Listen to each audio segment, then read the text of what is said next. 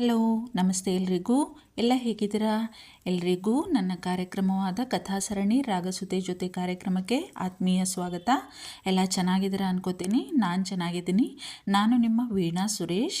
ಇದು ನನ್ನ ಮೊದಲ ಕಥೆ ಕೆಣಕುತ್ತಿದೆ ನಿನ್ನ ಕಣ್ಣೋಟ ಕಥೆಯ ಮುಂದುವರೆದ ಭಾಗ. ನೋಡ್ತಾ ಇರೋರು ಎಲ್ಲರೂ ತಪ್ಪದೆ ಸಬ್ಸ್ಕ್ರೈಬ್ ಮಾಡ್ಕೊಳ್ಳಿ ನನ್ನ ಚಾನೆಲ್ಗೆ. ಯಾಕೆಂದರೆ ನಾನು ಹೇಳೋ ಕಥೆಗಳು, ಮುಂದಿನ ಕಥೆಗಳು ಕೂಡ ನಿಮಗೆ ಕೇಳೋಕ್ಕೆ ಸಿಗುತ್ತೆ. ಅದಕ್ಕೆ ಹೇಳ್ತಾ ಇದ್ದೀನಿ, ಪದೇ ಪದೇ ಹೇಳ್ತಾ ಇದ್ದೀನಿ ಅಂತ ಅಂದ್ಕೋಬೇಡಿ. ಪ್ಲೀಸ್ ಎಲ್ಲರೂ ತಪ್ಪದೆ ಸಬ್ಸ್ಕ್ರೈಬ್ ಮಾಡ್ಕೊಳ್ಳಿ. ಇಷ್ಟೆಲ್ಲ ಇರುವಾಗ ನಾನು ಹೇಗೆ ಇರುವ ವಿಷಯವನ್ನು ಹೇಳುವುದು? ನೀನೇ ಹೇಳುವುದು ಇರಲಿ. ನಾನೇ ಸ್ವತಃ ಒಪ್ಪಿಕೊಳ್ಳಲಾಗುತ್ತಿಲ್ಲ ನಡೆದದ್ದೆಲ್ಲವನ್ನ ಎಂದು ತನ್ನ ತಲೆಯನ್ನು ಒತ್ತಿ ಕುಳಿತು ಬಿಟ್ಟ ಶರಶ್ಚಂದ್ರ. ಅನೀಶನಿಗೂ ಅವನು ಹೇಳುತ್ತಿರುವುದರಲ್ಲಿ ಸತ್ಯವಿದೆ ಎನಿಸಿತ್ತು. ಪಾಪ, ಆ ಹುಡುಗಿಯ ಮನಸ್ಸಿನಲ್ಲಿ ಏನಿದೆಯೋ, ಅವಳಿಗೂ ಅವಳದೇ ಆದ ಆಸೆ ಆಕಾಂಕ್ಷೆಗಳು ಇರುತ್ತಲ್ಲವೇ. ಅದಿನ್ನೂ ಈಗಷ್ಟೇ ಪ್ರಪಂಚ ನೋಡುತ್ತಿರುವ ಹುಡುಗಿ. ಅವಳ ಆಸೆ ಏನಿದೆಯೋ, ನಮ್ಮ ಆಸೆಯನ್ನು ಅವಳ ಮೇಲೆ ಹೇರುವುದು ಎಷ್ಟು ಸರಿ? ಗೆಳೆಯನ ಪರಿಸ್ಥಿತಿ ನೋಡಿ ಅವನಿಗೂ ದುಃಖವಾಗುತ್ತಿತ್ತು. ಅವನ ಹೆಗಲ ಮೇಲೆ ಕೈ ಹಾಕಿ, ಮಗ ಚಂದ್ರು, ಎಲ್ಲ ಸರಿ ಹೋಗುತ್ತೆ, ನೀನೇನು ಚಿಂತೆ ಮಾಡಬೇಡ ಕಣೋ, ದೇವ್ರಿದ್ದಾನೆ, ಎಲ್ಲ ಅವನ ಮೇಲೆ ಬಿಟ್ಬಿಡೋಣ. ಬಾ ಈಗ. ರಂಗಜ್ಜ ಪಾಪ ಆವಾಗಿಂದ ಊಟ ಕೂಡ ಮಾಡದೆ ನಮಗೋಸ್ಕರ ಕಾದಿದ್ದಾರೆ, ನಡಿ ಎಂದ ಅನೀಶ್. ಸ್ವಲ್ಪ ಸಮಾಧಾನವಾಯಿತು ಶರಶ್ಚಂದ್ರನಿಗೆ. ಇಬ್ಬರೂ ಕೆಳ ನಡೆದರು. ಪಾರಿ, ತಗೋ ಇದನ್ನ ತಿನ್ಕ, ಈಗ ಇಷ್ಟೇ ಇರೋದು ಎಂದು ತಾನು ತಂದು ರೂಮಿನಲ್ಲಿ ಇಟ್ಟುಕೊಂಡಿದ್ದ ಬಿಸ್ಕೆಟ್ ತಂದು ಕೊಟ್ಟಳು ಮಮತಾ ಗೆಳತಿಗೆ. ಹಸಿವೆಗಲ್ಲ ಅನ್ನಿಸ್ತದೆ ಕಣೆ ಮಮ್ಮಿ, ಏನೋ ಹೇಳೋಕ್ಕಾಗದ ಸಂಕಟ ಆಯ್ತಾ ಇದೆ. ಯಾಕೋ? ಕಣ್ಣು ತುಂಬಿದ್ದು ಅವಳಿಗೆ. ಏನೂ ಆಗಕ್ಕಿಲ್ಲ ಪಾರಿ, ಇದನ್ನ ಮೊದಲು ತಿನ್ಕ, ಆಮ್ಯಾಕೆ ಎಲ್ಲ ಸರಿ ಹೋಯ್ತದೆ. ಅದು ಸರಿ ಪಾರಿ, ಏನೇ ಇದು ನಿನ್ನ ಡ್ರೆಸ್ಸು? ಇಂಥದ್ನೆಲ್ಲ ಹಾಕಕ್ಕಿಲ್ಲ ತಾನೆ ನೀನು? ಮತ್ತ್ಯಾಕೆ ಇವತ್ತು ಹಿಂಗದಿ? ಏನಾಯಿತು ಎಂದು ಕೇಳಿದಳು ಮಮತಾ. ತಿನ್ನುತ್ತಿದ್ದ ಬಿಸ್ಕೆಟ್ ಗಂಟಲಲ್ಲಿ ಸಿಕ್ಕಿಕೊಂಡಂತಾಯಿತು ಪ್ರಾರ್ಥನಾಗೆ. ಥತ್, ಏನು ಹೇಳೋದು ಇವಳಿಗೆ? ಆವಯ್ಯ ಪ್ರೊಫೆಸರ್ ಸರ್ ಮಾಡೋದು ಒಂದೆರಡಲ್ಲ. ಏನಪ್ಪ ಹೇಳಿ ಈಗ? ಅದು ಹಾಂ, ಅದು ನನ್ನ ಮಂಟಪದಿಂದ ಹಾಗೆ ಕರ್ಕೊಂಬಂದ್ರಲ್ಲ, ನನ್ನ ಹತ್ರ ಬಟ್ಟೆ ಬರೆ ಎಲ್ಲ ಎಲ್ಲಿದ್ದದು? ಅದಕ್ಕೆ ಸರು ಒಂದು ಅಂಗಡಿಗೆ ಕರ್ಕೊಂಡೋಗಿ ಇಂಥ ಬಟ್ಟೆನೆಯ ಸುಮಾರು ಕೊಡ್ಸವ್ರೆ. ಇದು ಪ್ಯಾಟೆ ಅಲ್ವಾ, ಎಲ್ಲ ಇಂಥ ಬಟ್ಟೆನೇ ಹಾಕೊಳ್ಳೋದು, ಅದಕ್ಕೆ ನಾವು ಹಾಕೊಳ್ಳೋದೇ ಸರಿ ಅನ್ನಿಸ್ತು ಮಮ್ಮಿ, ಅದಕ್ಕೆ ಹ್ಞೂ ಅಂದ್ಬಿಟ್ಟೆ. ಯಾಕೆ, ಚಂದಕ್ಕಿಲ್ವಾ? ನೀನು ಇಂಥದ್ದೇ ಹಾಕಬೇಕು ಇನ್ನು ಮುಂದೆ ನನ್ನ ಜೊತೆಗೆ, ತಿಳ್ಕ ಎಂದಳು. ನಿಂಗೇನು ಪಾರಿ, ಬಂಗಾರದ ಬೊಂಬೆ ಥರ ಕಾಣಿಸ್ತಿದೆಯಾ ಕಣೆ ಎಂದು ನೆಟಿಕೆ ಮುರಿದಳು ಗೆಳತಿಯ ಮುಖ ಸವರಿ. ಅದು ಸರಿ, ಅಲ್ಲಿ ಏನಾಯಿತು ಪಾರಿ? ಹೆಂಗೆ ನಿನ್ನ ಅಲ್ಲಿಂದ ಕರ್ಕೊಂಡು ಬಂದರು? ನಿನ್ನ ಚಿಕ್ಕಮ್ಮ ಸುಮ್ಮನೆ ಇತ್ತಾ? ಕೇಳಿದಳು ಮಮತಾ. ಅಲ್ಲಿ ನಡೆದಿದ್ದೆಲ್ಲವೂ ಒಮ್ಮೆ ಕಣ್ಮುಂದೆ ಬಂದು ಒಡೆಲೆಲ್ಲ ಕಂಪಿಸಿತು ಪ್ರಾರ್ಥನಾಗೆ. ನಾನೀಗ ಅವಯ್ಯನ ಹೆಂಡತಿ, ಅವರು ನನಗೆ ತಾಳಿ ಕಟ್ಟವ್ರೆ. ತನ್ನ ಕೊರಳಲ್ಲಿದ್ದ ತಾಳಿಯನ್ನು ಒಮ್ಮೆ ಸವರಿದಳು. ಮೈಮನದಲ್ಲೇನೋ ಸಂಚಲನ, ಎಂಥದ್ದೋ ನವಿರಾದ ಭಾವ. ಆ ಭಾವನೆ ಆಪ್ಯಾಯಮಾನವೆನಿಸಿತು ಅವಳಿಗೆ. ಕಣ್ಮುಚ್ಚಿ ಆನಂದಿಸಿದಳು ಆ ಭಾವನೆಯನ್ನು. ಮುಗುಳ್ನಕ್ಕು ಮೂಡಿತು ಅವಳ ಮುಖದ ಮೇಲೆ. ಏ ಪಾರಿ, ನಾನೇನೋ ಕೇಳ್ತಾ ಇವ್ನಿ ಇಲ್ಲಿ, ನೀನು ಏನಿಂಗೆ ನಗ್ತಿದ್ದಿ? ಗದರಿದಳು ಮಮತಾ. ಎಚ್ಚೆತ್ತಳು ಪ್ರಾರ್ಥನಾ. ಅಷ್ಟು ಸುಲಭಕ್ಕೆ ನನ್ನ ಬಿಡ್ತಾಳ ಆ ಹಿಂಗ್ಸು? ನನ್ನ ಆ ಅಂಕಲ್ಗೆ ಕಟ್ಟಬೇಕು ಅಂತವ ಪಣ ತೊಟ್ಕೊಂಡಿತ್ತು ಅನ್ನಿಸ್ತದೆ. ಅಜ್ಜಮ್ಮ ಹೋದ್ಮ್ಯಾಕೆ ನರಕ ನೋಡಿದೆ ಕಣೆ ಮಮ್ಮಿ. ನನ್ನ ಯಾರೂ ಕೇಳೋರಿರಲಿಲ್ಲ ಅಲ್ಲಿ. ಅವರಿಗೆ ಅನಿಸಿದ್ನ ನಾನು ತುಟಿಕ್ ಪಿಟಿಕ್ಕಂದೇ ಮಾಡಬೇಕು ಅಷ್ಟೇಯ. ರೂಮಲ್ಲಿ ಕೂಡಾಕಿತ್ತು ಆ ಹೆಂಗಸು ನಿನ್ನ ಎಲ್ಲಾದರೂ ಭೇಟಿಯಾದರೆ ನಾನು ಅನ್ನೋ ಭಯ. ಅದಕ್ಕೆ ಮೊದಲೇ ಅಜ್ಜಮ್ಮ ಹೋದ ದುಃಖ, ಮೇಲಿಂದ ಇವರ ಹುಚ್ಚಾಟ. ಏನು ಮಾಡಬೇಕಿತ್ತು ನಾನು? ನನಗೇನೂ ತೋಚ್ತಾನೇ ಇರಲಿಲ್ಲ ಮಮ್ಮಿ. ಸುಮ್ಮನಾಗ್ಬಿಟ್ಟೆ. ಆದಂಗಾಯ್ತದೆ ಅಂದ್ಕೊಂಡು. ಒಂದು ವೇಳೆ ಆ ಅಂಕಲ್ಲು ನನಗೆ ತಾಳಿ ಕಟ್ಟಿದ್ದಿದ್ರೆ ನಾನು ಬದುಕ್ತಾನೇ ಇರಲಿಲ್ಲ ಮಮ್ಮಿ, ಕಣ್ತುಂಬಿಕೊಂಡಳು. ಸಮಾಧಾನ ಮಾಡ್ಕೋ ಪಾರಿ, ಹಾಗೇನೂ ಆಗಲಿಲ್ವಲ್ಲ? ಹ್ಞೂ ಮಮ್ಮಿ, ದೇವರು ನನ್ನ ಪಾಲಿಗೆ ಇದ್ದ ಅನ್ನಿಸ್ತದೆ. ಅವಯ್ಯ ಪ್ರೊಫೆಸರ್ ಸರ್ ಬಂದರು, ಪೊಲೀಸ್ನವ್ರನ್ನೂ ಕರ್ಕೊಂಡು ಬಂದಿದ್ರು. ಆ ಹೆಂಗಸಿಗೆ ಸರಿಯಾಗಿ ಹೋಗಿದ್ರು. ಆಮ್ಯಾಕೆ ಆ ಅಂಕಲ್ನ ಪೊಲೀಸ್ನವರು ಹಿಡ್ಕೊಂಡೋದ್ರು. ನಾನು ಬದುಕ್ದೆ ಮಮ್ಮಿ ಎಂದಳು. ಎಲ್ಲ ನಿನ್ನಿಂದನೇ ಕಣೆ. ನಿನ್ನ ಋಣ ನನ್ನ ಮೇಲೆ ತುಂಬ ಐತೆ ಮಮ್ಮಿ. ಮುಂದಿನ ಜನ್ಮ ಅಂತವ ಒಂದಿದ್ರೆ ನಿನ್ನ ಋಣ ತೀರಿಸ್ತೀನಿ ಮಮ್ಮಿ ಎಂದು ಅವಳ ಕೈ ಹಿಡಿದು ಬಿಕ್ಕಿದಳು ಪ್ರಾರ್ಥನಾ. ತೆಗ್ದು ಬಿಡ್ತೀನಿ ನೋಡು ಪಾರಿ, ನಮ್ಮ ಮಧ್ಯ ಋಣ ಎಲ್ಲ ಏನದೆ? ನೀನು ನನ್ನ ಗೆಳತಿ ತಾನೆ, ಹಾಗೆಲ್ಲ ಮಾತಾಡಿ ನನಗೆ ಕೋಪ ತರಿಸ್ಬೇಡ ಎಂದು ಗದರಿದಳು ಮಮತಾ. ನನಗೆ ತಾಳಿ ಕಟ್ಟವ್ರೆ ಆವಯ್ಯ ಪ್ರೊಫೆಸರ್ ಸರು ಯೋಚಿಸಿ ಮೈಮನ ಕಂಪಿಸಿತು ಒಂದು ಕ್ಷಣ ಪ್ರಾರ್ಥನಾಗೆ. ಮರುಕ್ಷಣವೇ ಬಾಡಿ ಹೋಯಿತು ಅವಳ ಮುಖ. ಪಾಪ ಆವಯ್ಯ ಮೇಘನಾ ಮೇಡಮ್ನ ಪ್ರೀತಿ ಮಾಡ್ತಾವ್ರೆ, ಏನೋ ಅನಿವಾರ್ಯವಾಗಿ ನನಗೆ ತಾಳಿ ಕಟ್ಟವ್ರೆ ಅಷ್ಟೇಯ. ಅದಕ್ಕೆ ತಾನೇ ತಾವು ತಾಳಿ ಬೇಕಾದರೆ ತೆಗೆದಿಡ್ಬೋದು ಅಂದಿದ್ದು ಅವರು. ಅವ್ರ ಪ್ರಕಾರ ಈ ಮದುವೆಗೆ ಅವರೇ ಕಟ್ಟಿದ ಈ ತಾಳಿಗೆ ಯಾವುದೇ ಬೆಲೆ ಇಲ್ಲ. ಥತ್, ನಾನ್ಯಾಕೆ ಏನೇನೋ ಯೋಚಿಸ್ತಾ ಇವನಿ. ಮೊದಲು ಹೆಂಗಿದ್ನೋ ಹಂಗೇಯ, ಇನ್ಮುಂದೆನೂ ಇದ್ಬಿಡೋದು ಅಷ್ಟೇಯ. ಆದರೆ ಗೆಳತಿಗೆ ತಾನು ಇರುವ ವಿಷಯವನ್ನು ಹೇಳಲಾಗುತ್ತಿಲ್ಲವಲ್ಲ ಎಂದು ಮನದಲ್ಲೇ ಕೊರಗುತ್ತಿದ್ದಳು ಅವಳು. ಗೆಳತಿಗೆ ಮನದಲ್ಲಿಯೇ ಕ್ಷಮೆ ಕೇಳುತ್ತಿದ್ದಳು. ಪದೇ ಪದೇ ಪ್ರಾರ್ಥನಾ.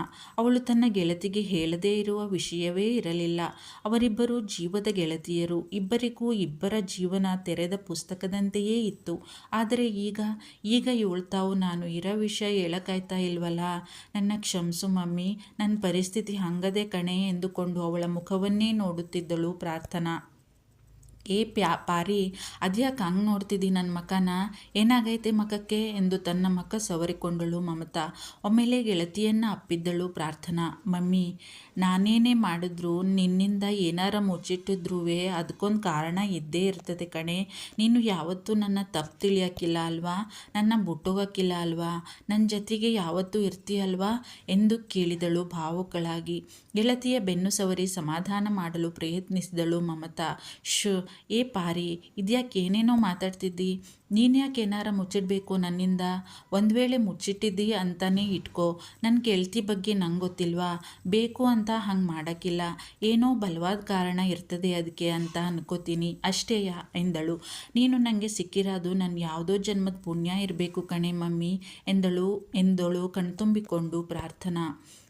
ಮತ್ತೆ ಅದೇ ಮಾತು ಹೇಳ್ತಿದ್ದಿ ಪಾರಿ, ನಾನು ಆವಾಗಲೇ ಹೇಳಿವ್ನಿ ನಮ್ಮ ಮಧ್ಯೆ ಇವೆಲ್ಲ ಬ್ಯಾಡ ಅಂತವ, ನನಗೆ ಕೋಪ ಬತ್ತದೆ ಎಂದು ಮುಖ ಊದಿಸಿದಳು ಮಮತಾ. ತಪ್ಪಾಯ್ತು ಕಣೆ ಮಮ್ಮಿ, ಇನ್ನೊಂದು ಸಲ ಹಿಂಗೆಲ್ಲ ಮಾತಾಡೋಕ್ಕಿಲ್ಲ ಎಂದು ಗೆಳತಿಯ ಹೆಗಲು ಬಳಸಿದಳು ಪ್ರಾರ್ಥನಾ. ಗೆಳತಿಯರ ಮಾತು ಕಥೆ ಇನ್ನೂ ಮುಂದುವರೆದಿತ್ತು. ತುಂಬ ದಿನದಿಂದ ಇಬ್ಬರೂ ಮಾತನಾಡಿರಲಿಲ್ಲವಲ್ಲ. ಮಾತನಾಡುವುದು ಇರಲಿ, ನೋಡಲೂ ಬಿಟ್ಟಿರಲಿಲ್ಲ ಆ ಹೆಂಗಸು, ಪ್ರಾರ್ಥನಾಳ ಚಿಕ್ಕಮ್ಮ. ಚಂದ್ರು, ಯಾಕೆ, ಏನಾಯಿತು, ಯಾಕಿಂಗಿದ್ದೀರಿ ಇಬ್ರೂ? ಏನೊಂದು ಮಾತನಾಡದೆ ಸುಮ್ಮನೆ ಊಟ ಮಾಡುತ್ತಿದ್ದ ಗೆಳೆಯರನ್ನು ಕೇಳಿದ್ದರು ರಂಗಜ್ಜ. ಎಚ್ಚೆತ್ತಿದ್ದರು ಇಬ್ಬರು.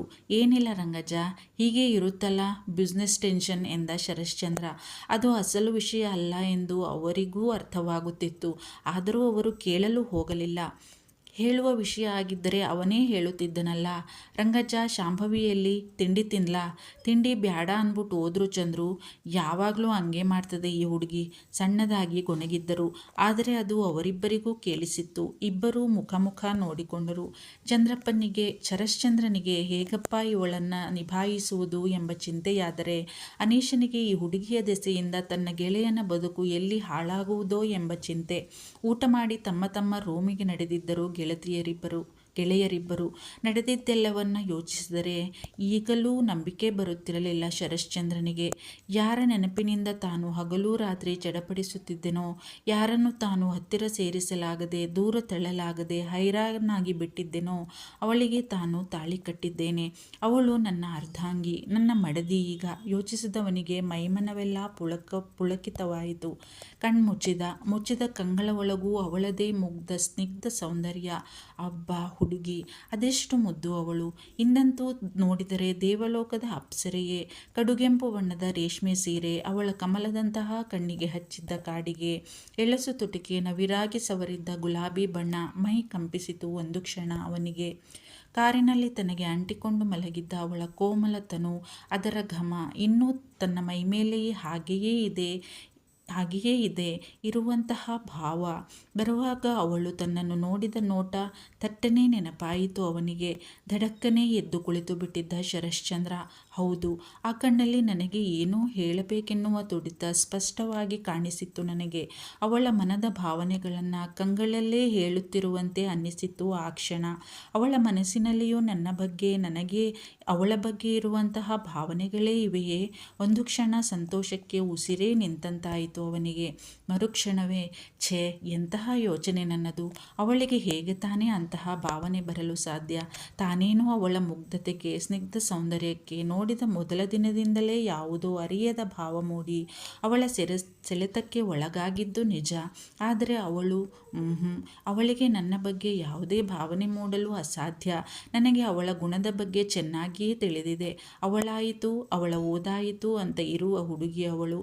ಇಂತಹ ವಿಷಯಗಳಲ್ಲಿ ಅವಳಿನ್ನೂ ಪುಟ್ಟ ಮಗು. ಅದು ನನ್ನ ಬಗ್ಗೆ. ಹೊರಳಾಡಿ ಸಾಕಾಯಿತು ಅವನಿಗೆ. ನಿದ್ದೆಯ ಸುಳಿವಿಲ್ಲ. ಎದ್ದು ಬಾಲ್ಕನಿಯತ್ತ ನಡೆದ. ತುಂತುರು ಹನಿ ಬೀಳುತ್ತಿತ್ತು. ಚಳಿಗಾಳಿಗೆ ಮೈ ಸೋಕಿತು. ಅವಳ ನೆನಪಿನಿಂದ ಮೈ ಬಿಸಿಯಾದ ಅನುಭವ. ಇಂಥದ್ದೇ ಒಂದು ಮಳೆಯ ದಿನ ಅದು. ಹಾಸ್ಟೆಲ್ನ ಮೇಲೆ ಹಾಕಿದ್ದ ತನ್ನ ಬಟ್ಟೆಯನ್ನು ತೆಗೆಯಲು ಹರಸಾಹಸ ಪಡುತ್ತಿದ್ದಳು ಪ್ರಾರ್ಥನಾ. ಮಳೆ ಗಾಳಿಗೆ ಅವಳ ಬಟ್ಟೆ ಮೈಗೆ ಅಂಟಿಕೊಂಡು ಬಿಟ್ಟಿತ್ತು. ಮೇಘನಾ ಜೊತೆ ಮಾತನಾಡುತ್ತಿದ್ದ ನಾನು ಅಚಾನಕ್ಕಾಗಿ ಅತ್ತ ತಿರುಗಿದ್ದೆ. ಅವಳಿಂದ ನೋಟ ಕೀಳದಾದೆ. ಎಂತಹ ಮೋಹಕ ದೃಶ್ಯ ಅದು.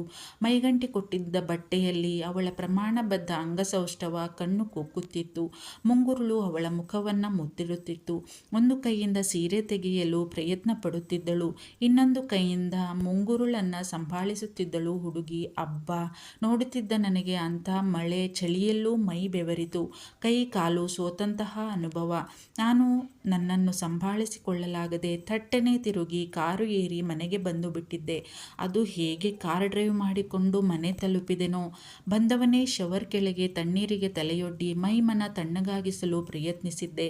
ನಾನು ಸಂಭಾಳಿಸಿಕೊಳ್ಳಲಾಗದೆ ಹೈರಾಣಾಗಿ ಹೋಗಿದ್ದೆ ಆ ದಿನ. ನನ್ನ ಇಷ್ಟು ವರ್ಷದ ಜೀವನದ ಪಯಣದಲ್ಲಿ ಯಾವ ಹುಡುಗಿಯೂ ನನ್ನಲ್ಲಿ ಇಂತಹ ಭಾವನೆಯನ್ನು ಮೂಡಿಸಿರಲಿಲ್ಲ. ಯಾವ ಹುಡುಗಿಯೂ ನನ್ನ ಈ ಪರಿ ಸೆಳೆದಿರಲಿಲ್ಲ. ಅಬ್ಬಾ, ಯೋಚಿಸಿದವನಿಗೆ ಈಗಲೂ ಮೈಮನ ಬಿಸಿಯಾಯಿತು. ತಲೆ ಕೊಡವಿದ. ಅಲ್ಲಿಯೇ ತೂಗುಲ್ಯಾಲೆಯ ಮೇಲೆ ಮೈ ಚಾಚಿದ ಶರಶ್ಚಂದ್ರ. ಇಲ್ಲ, ಅವಳಿಂದ ದೂರ ಇದ್ದು ನಾನು ನೆಮ್ಮದಿಯಾಗಿರಲು ಸಾಧ್ಯವೇ ಇಲ್ಲ. ಅವಳು ನನ್ನ ಕಣ್ಮುಂದೆನೇ ಇರಬೇಕು. ಹೌದು, ಆಮೇಲೆ ಅವಳ ಜೀವನದ ನಿರ್ಧಾರ ಅವಳದು. ನನ್ನ ಬಗ್ಗೆ ಅವಳಿಗೆ ಯಾವುದೇ ಭಾವನೆ ಇಲ್ಲ ಎಂದರೆ ಸರಿ. ಅವಳ ಇಷ್ಟ ಏನಿದೆಯೋ ಅದೇ ಆಗಲಿ. ಆದರೆ ಈಗ ನನ್ನ ಕಣ್ಮುಂದೆ ಇರಲಿ, ಅಷ್ಟೇ ಸಾಕು ನನಗೆ. ಬೆಚ್ಚಿ ಎದ್ದು ಕುಳಿತು ಬಿಟ್ಟಿದ್ದಳು ಪ್ರಾರ್ಥನಾ. ತನ್ನ ತಾಳಿಯನ್ನು ಒಮ್ಮೆ ಮುಟ್ಟಿ ನೋಡಿಕೊಂಡಳು. ಮುಖ ಮೈಯೆಲ್ಲ ಬೆವತು ಹೋಗಿತ್ತು ಅವಳಿಗೆ. ಅಬ್ಬಾ, ಕನಸು. ಹೆದ್ರೋಗ್ಬಿಟ್ಟಿದ್ದೆ. ಮೇಲೆ ನೋಡಿ ಕೈ ಮುಗಿದಳು. ಆ ಕನಸೇ ಕಣ್ಮುಂದೆ ಬಂದಿತ್ತು. ಅದೊಂದು ಅದ್ದೂರಿ ಮದುವೆ ಮಂಟಪ. ಮೈಸೂರಿನ ಪ್ರಸಿದ್ಧ ಕಲ್ಯಾಣ ಮಂಟಪ ಅದಾಗಿತ್ತು. ಸುಂದರವಾಗಿ ನಾನಾ ರೀತಿಯ ಹೂಗಳಿಂದ ಅಲಂಕಾರಗೊಂಡಿತ್ತು. ಮಂಟಪದ ತುಂಬ ಚಂದವಾಗಿ ಅಲಂಕರಿಸಿಕೊಂಡು ಓಡಾಡುತ್ತಿದ್ದ ಲಲನೆಯರದ್ದೇ ಕಲರವ. ಅವರ ಹಿಂದೆ ಮುಂದೆ ಓಡಾಡುತ್ತಿದ್ದ ಹುಡುಗರು. ಯಾವುದಾದರೂ ಚೆಲುವೆಯ ದೃಷ್ಟಿ ತನ್ನ ಮೇಲೂ ಬೀಳಬಹುದೆಂಬ ದೂರದ ಆಸೆ ಪಾಪ ಅವರಿಗೆ. ಮಮತಾ ಮತ್ತು ಪ್ರಾರ್ಥನಾ ಕೂಡ ಚಂದವಾಗಿ ಅಲಂಕರಿಸಿಕೊಂಡು ಚಂದದ ಸೀರೆಯುಟ್ಟು ಬಂದಿದ್ದರು. ಆದರೆ ಇವರು ಬರುವುದರೊಳಗೆ ವಧುವಿಗೆ ವರ ತಾಳಿ ಕಟ್ಟುತ್ತಿದ್ದ. ಮಂಟಪದತ್ತ ನೋಡುತ್ತಿದ್ದ ಪ್ರಾರ್ಥನಾಳಿಗೆ ಕಣ್ಣು ಕತ್ತಲಿಟ್ಟಂತಾಯಿತು. ಅಲ್ಲಿ ಶರಶ್ಚಂದ್ರ ಮೇಘನಾಳಿಗೆ ತಾಳಿ ಕಟ್ಟುತ್ತಿದ್ದ. ಬೆಚ್ಚಿ ಬಿದ್ದು ಎಚ್ಚರಗೊಂಡಿದ್ದಳು ಪ್ರಾರ್ಥನಾ. ಒಂದು ವೇಳೆ ಹಾಗಾದ್ರೆ ಯೋಚಿಸಿ ಒಂದು ಕ್ಷಣ ಬೇಸರವಾಯಿತು ಅವಳಿಗೆ. ಆದರೆ ಅದು ಅವರು ಇಷ್ಟ. ನನಗೇನೋ ಅನಿವಾರ್ಯವಾಗಿ ತಾಳಿ ಕಟ್ಟವ್ರೆ ಪಾಪ. ಅವರು ಜೀವನದಲ್ಲಿ ಖುಷಿಯಾಗಿರಬೇಕು. ಅವರು ಮೇಘನಾ ಮೇಡಮ್ನ ಮದುವೆಯಾಗಿ ಖುಷಿಯಾಗಿರ್ತಾರೆ ಅಂದರೆ ಅದೇ ಸರಿ ಎಂದುಕೊಂಡಳು. ಆದರೂ ಯಾಕೋ ಕಣ್ತುಂಬಿ ಬಂತು ಅವಳಿಗೆ.